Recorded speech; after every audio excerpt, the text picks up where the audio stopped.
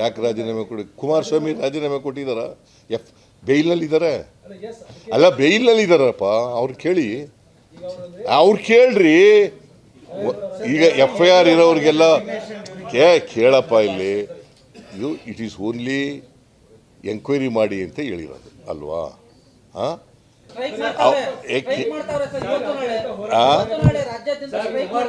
ಮಾಡಲಿ, we will face them politically, because it is a conspiracy.